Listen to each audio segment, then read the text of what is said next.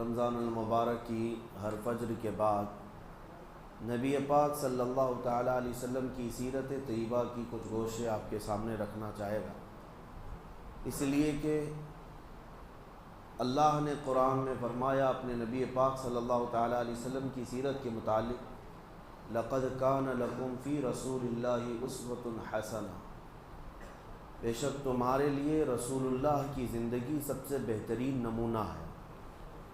کسی اور کی زندگی کے متعلق تو ہمیں نہیں معلوم، لیکن رسول اللہ کی زندگی پوری کائنات کے لیے آئیڈیل ہے، اور اگر ان کا ہی امتی، ان کا ہی کلمہ پڑھنے والا اگر ان کی سیرت سے واقف نہیں ہوا تو ظاہر سی بات ہے وہ قدم قدم پر ٹھوکریں ضرور کھائے گا، ہر جگہ اسے اپنی زندگی گزارنے کے طور طریقے ڈھونڈنے پڑیں گے۔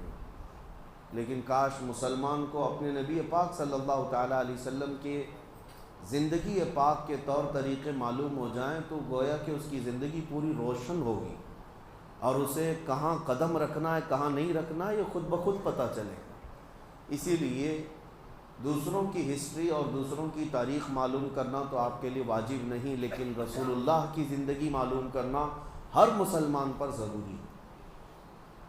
اللہ نے قرآن میں فرمایا ہے کہ ان کی زندگی تمہارے لیے آئیڈیل ہے، تمہارے لیے نمونہ ہے، تو لہٰذا ہم تھوڑی تھوڑی سی ہی بات صحیح حضور پاک صلی اللہ تعالیٰ علیہ وسلم کی سیرت کے کچھ گوشے ملاحظہ کریں گے، لیکن سیرت مصطفیٰ صلی اللہ تعالیٰ علیہ وسلم پڑھنے کے آداب بھی ہیں، سننے کے آداب بھی ہیں۔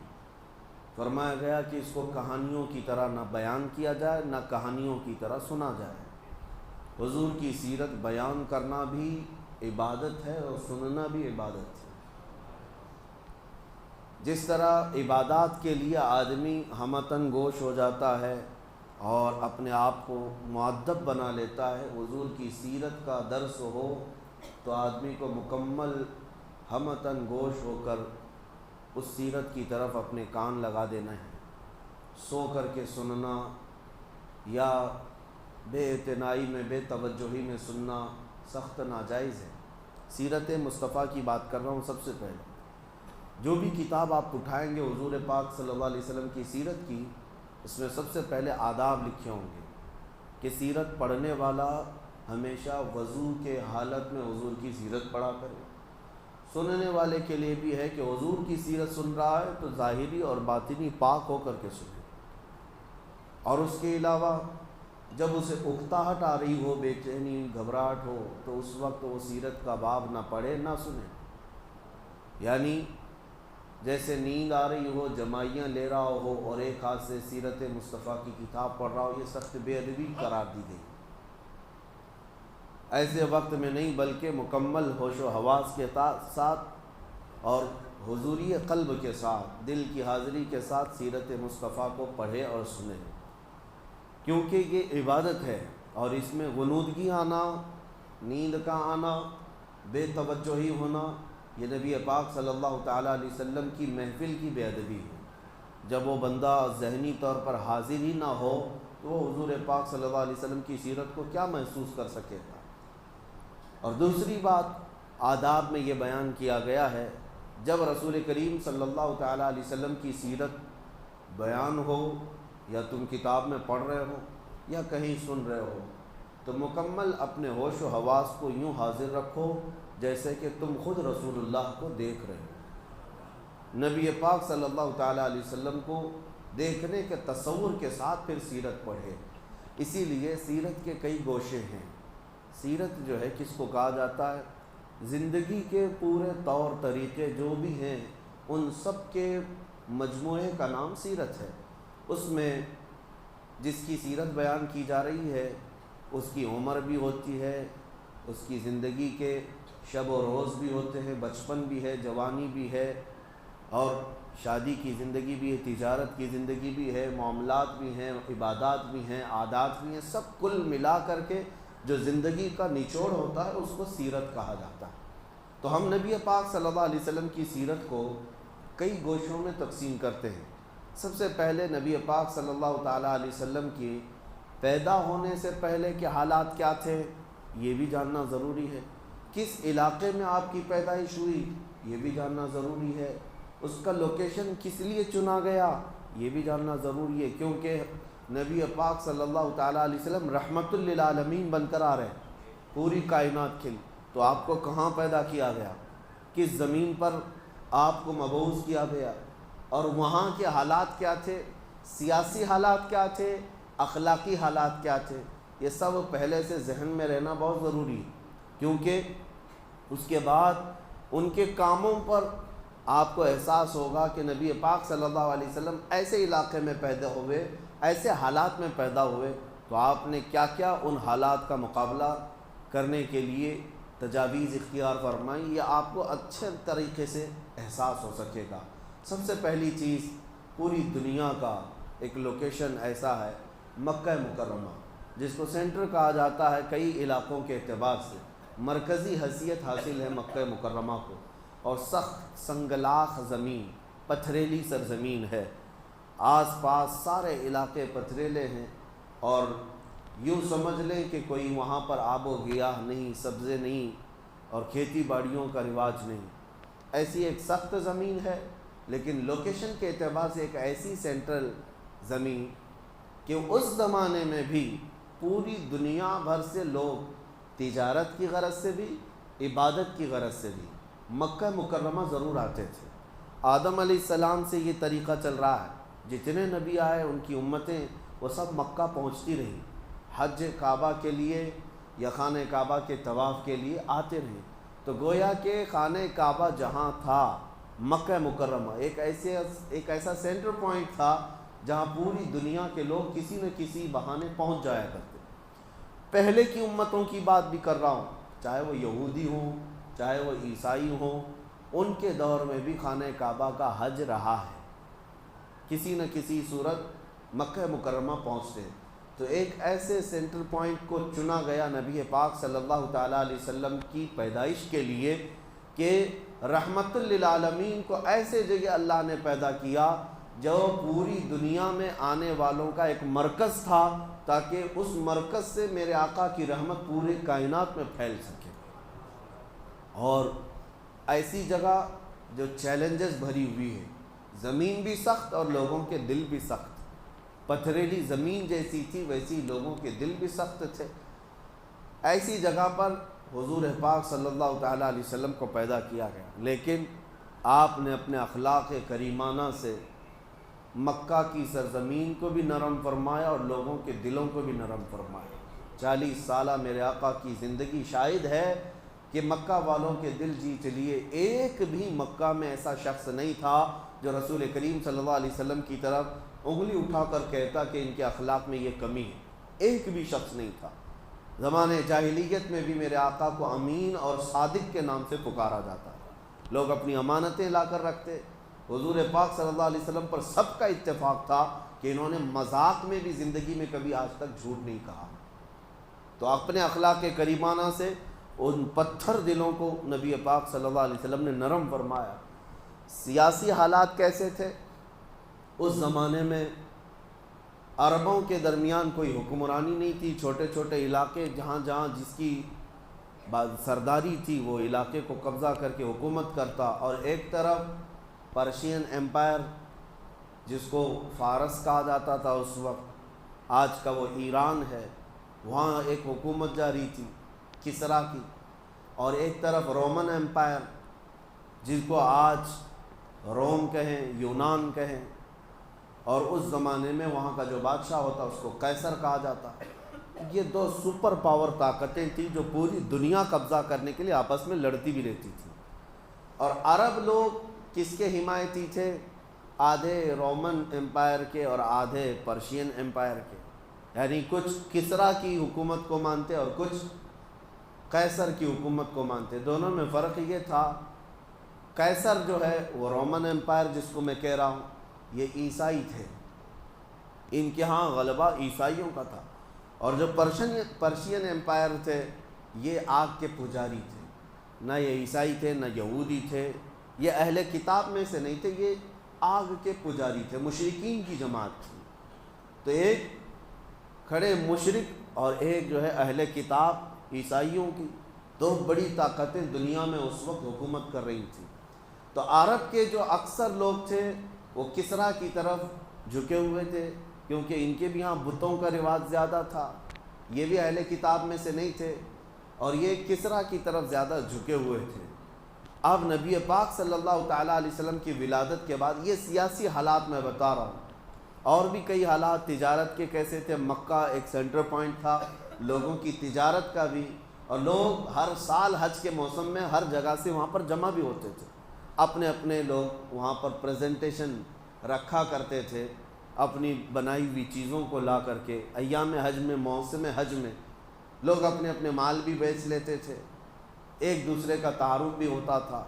اس زمانے میں نبی پاک صلی اللہ تعالیٰ علیہ وسلم کو ہر جگہ سے لوگ آ کر کے دیکھتے اور متاثر ہوئے بغیر کوئی نہیں جاتا تھا۔ یہ اس زمانے کے حالات میں نے آپ کو بتائے۔ اور پھر نشانیاں یہ بھی جاننا ضروری ہے سیرت سے پہلے کہ اچانک حضور صلی اللہ تعالیٰ علیہ وسلم مکہ میں ظاہر نہیں ہو گئے، بلکہ حضور کے ظاہر ہونے سے پہلے پوری کائنات میں عجیب و غریب نشانیاں بھی پیدا کی گئیں۔ اہل عرب بھی جانتے ہیں، اور یہ تاریخ کا حصہ ہے اور یہ سیرت کا حصہ ہے کہ جس سال نبی پاک صلی اللہ علیہ وسلم کی پیدائش ہوئی، اب میں خصوصیات گنا رہا ہوں، آج پہلا دن ہے سیرت کا، اس کے بعد انشاءاللہ باضابطہ ہم سیرت کا درس کریں گے۔ آج صرف میں روشنی ڈال رہا ہوں سیرت ہے کیا۔ حضور کی پیدائش کے سال پورے مکہ میں جتنے بھی عورتوں کے بچے ہوئے سب لڑکے پیدا ہوئے، ایک بھی لڑکی نہیں پیدا ہوئی مکہ مکرمہ۔ اس سال کی خصوصیت تھی عرب کی سرزمین، جیسے کہ میں نے کہا مکہ سنگلاخ زمین ہے، پتھریلی سرزمین ہے۔ پہلی مرتبہ ایسا ہوا جس سال میرے آقا کی ولادت ہوئی، کثرت سے بارش ہوئی اور پتھریلی زمین میں گھاس اور سبزے بھی اگے۔ اس سرزمین پر سبزوں کا اگ جانا یہ معمولی بات نہیں، وہ ایسی ہی ہے جیسے کسی کی ہتھیلی میں کوئی پودا نکل آنا۔ ہتھیلی میں پودا نکلنے کے برابر عربوں کے لیے بہت ہی حیرت کی بات تھی کہ عرب کی سرزمین پر سبزے اگ گئے۔ مکہ مکرمہ میں بارش بھی ہوئی، سبزہ بھی ہوگا۔ یہ حضور پاک صلی اللہ علیہ وسلم کی ولادت کا سال، یہی وہ سال ہے جب ابرہہ بادشاہ ہاتھیوں کی فوج لے کر کے خانہ کعبہ ڈھانے آیا تھا، ختم کرنے آیا تھا۔ اللہ رب العزت نے ابابیل چڑیوں کی فوج کو بھیجا اور پوری فوج کو ہلاک کر دیا۔ وہ چھوٹی چھوٹی سی چڑیاں آئیں اور اپنی چونچ میں، اپنے پیروں میں ایک ایک کنکریاں لے کر آئیں، اوپر سے گرا دیتی تھیں اور ہاتھیوں کے پیٹ پھٹ کر کے آگ لگ جاتی تھی، اور پوری فوج کو کیسے کیا، کعصف مأکول، اللہ فرماتا ہے ایسے کر دیا گیا جیسے چھلی ہوئی مرغی ہوتی ہے۔ پوری فوج جو ہلاک ہوئی، عام الفیل اس کو کہا گیا، یہ حضور پاک کی ولادت کا ہی سال تھا۔ نبی پاک صلی اللہ تعالیٰ علیہ وسلم کی پیدائش کے وقت جو جو خصوصیات ہوئیں۔ پھر ایک عجیب و غریب چیز عربوں نے دیکھا کہ ایک جنگل سے بھیڑیے کو، ایک جانور کو باہر شہر کی طرف آتے ہوئے لوگوں نے دیکھا۔ چونکہ یہ درندے جانور عام طور پر شہروں میں نہیں آتے، جنگل کے درندے جنگل میں رہتے ہیں۔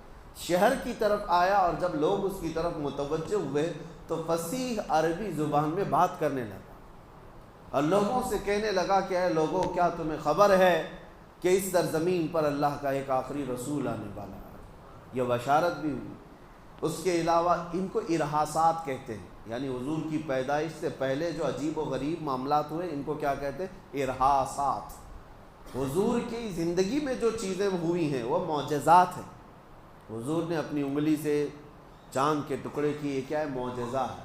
اور حضور کی پیدائش سے پہلے جو عجیب و غریب حالات پیش آ رہے تھے ان کو ارحاس کہتے ہیں، ارحاس۔ تو اور اس کے علاوہ ایران میں، ملک فارس میں 2 ندیاں ہیں، بحیرہ ساوا اور ایک سماوا۔ بحیرہ ساوا، بحیرہ چھوٹی ندی کو کہتے ہیں، یہ پوری سوکھ گئی تھی، سوکھی ہوئی ندی تھی، کئی سالوں سے اس میں کوئی پانی نہیں تھا۔ لیکن جس سال نبی پاک صلی اللہ تعالیٰ علیہ وسلم کی ولادت ہوئی، اچانک وہ ندی پورا پانی سے بھر گئی تھی۔ کہاں سے پانی آیا، کیسے بھری، کسی کو نہیں معلوم، لیکن وہ بھی ایک بہت عجیب بات تھی پوری دنیا کی۔ اور بحیرہ سماوا، ایک اور ندی جو لبالب بھری ہوتی، یہ حضور پاک صلی اللہ علیہ وسلم کی ولادت کا دن تھا، 12 ربیع الاول شریف۔ وہ بحیرہ سماوا اچانک ایسی سوکھ گئی کہ زمین کے بھی حصے نظر آنے لگ گئے، ایک بھی پانی کا بوند نہیں تھا، جو لبالب بھری ہوئی ندی تھی، ایک سوکھی ہے اور ایک جاری ہے۔ 1000 سال سے وہاں آگ کی پوجا کرنے والے ایرانی جو آتش پرست تھے، آگ کو کبھی بجھنے نہیں دیتے تھے، دن رات 24 گھنٹے ڈیوٹی لگی رہتی پجاریوں کی آگ کو روشن رکھنے کی۔ 1000 سال سے اس آگ کو جلائے رکھا تھا، بجھنے نہیں دیا تھا۔ جو حضور پاک صلی اللہ علیہ وسلم کی ولادت کا دن تھا کہ اچانک آگ بجھ گئی، کسی کے کنٹرول میں نہیں تھی، اچانک آگ بجھ گئی۔ یہ بھی تاریخ کا ایک بہت عجیب و غریب واقعہ تھا، 1000 سال جس کی تاریخ ہے بجھنے نہیں دیا گیا، وہ اچانک کیسے بجھ گئی؟ اور اس کے علاوہ کسریٰ بادشاہ کے محل میں اچانک دراڑ پیدا ہو گئی، جو محل کبھی ہلانے سے ہل نہیں سکتا تھا، ان کا چیلنج تھا، وہ حضور کی ولادت کے دن دیوار شک ہو گئی، زلزلہ آیا۔ یہ پوری کائنات میں جو عجیب و غریب حالات پیش آئے، لوگ حیرت میں تھے کہ کچھ تو ہو رہا ہے۔ آج جیسے لوگ یہ کہتے ہیں گلوبل وارمنگ یا انوائرمنٹ کی چینجنگ، یہ جو اچانک موسم بدل رہے ہیں، اس پر لوگ آج تعجب میں ہیں، جبکہ لوگوں کو ابھی پتہ نہیں چل رہا ہے، لوگ کہاں سمجھ رہے ہیں کہ یعنی موسم بدل رہا ہے۔ دھیرے دھیرے احساس کسی کو ہوتا ہے کہ تھوڑی سی گرمی زیادہ ہو گئی، لیکن اس زمانے میں اچانک پورے حالات کا چینج ہونا یہ معمولی بات نہیں۔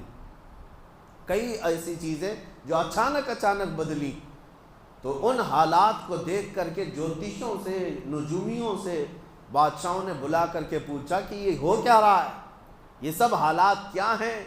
تب سارے نجومیوں نے بالاتفاق یہ کہا تھا، جس کو امام زمن رحمۃ اللہ علیہ نے اپنے اشعار میں بیان کیا ہے، آئی نئی حکومت سکہ نیا چلے گا، آئی نئی حکومت سکہ نیا چلے گا، عالم میں رنگ بدلا صبح شب ولادت۔ حضور پاک صلی اللہ تعالیٰ علیہ وسلم کی ولادت کی خبر اس وقت کے نجومیوں نے اپنے حساب سے دے دیا تھا، جو ستارہ دیکھ کر کے خبریں دیتے تھے، انہوں نے پہچان لیا کہ یہ جو انقلاب آ رہا ہے یہ معمولی چیز نہیں ہے، ایک ایسا بچہ پیدا ہو رہا ہے جو تمہاری سلطنتوں کے زوال کا سبب ہوگا، اور اس کا پیغام پوری دنیا میں پہنچے گا اور پھیلے گا۔ حضور نے ابھی اپنی نبوت کا اعلان نہیں کیا، اس سے پہلے ہی نجومیوں نے یہ خبر عام کر دی تھی۔ تو یہ حضور کی ولادت سے پہلے کے حالات ہیں۔ پھر میرے آقا صلی اللہ علیہ وسلم پیدا ہوئے مکہ مکرمہ میں، آپ کا بچپن، آپ کی جوانی پاک، آپ کی تجارت، آپ کی عبادت، آپ کے عادات، آپ کے معاملات، اور اخیر زندگی پاک میں آپ کے غزوات، یہاں تک ہم تھوڑا تھوڑا سا روزانہ بیان کرتے ہیں۔ جتنا بیان کیا جائے اس کو اپنے ذہن میں محفوظ رکھیں کہ میرے آقا صلی اللہ علیہ وسلم کی ولادت بھی عام بچوں کی طرح نہیں ہے، وہ کائنات میں سب سے اعلیٰ تھے، تو پیدائش بھی آپ کی سب سے اعلیٰ تھی، وہ سب سے اعلیٰ گھر میں پیدا ہوئے، سب سے اعلیٰ طریقے سے پیدا ہوئے۔ اللہ کریم میرے آقا صلی اللہ علیہ وسلم کی سیرت پڑھنے، سمجھنے اور اس پر عمل کرنے کی توفیق عطا فرمائے۔ وآخر دعوانا ان الحمد للہ رب العالمین۔ درس قرآن والے جو حضرات ہیں وہ تشریف رکھیں، باقی حضرات جا سکتے ہیں۔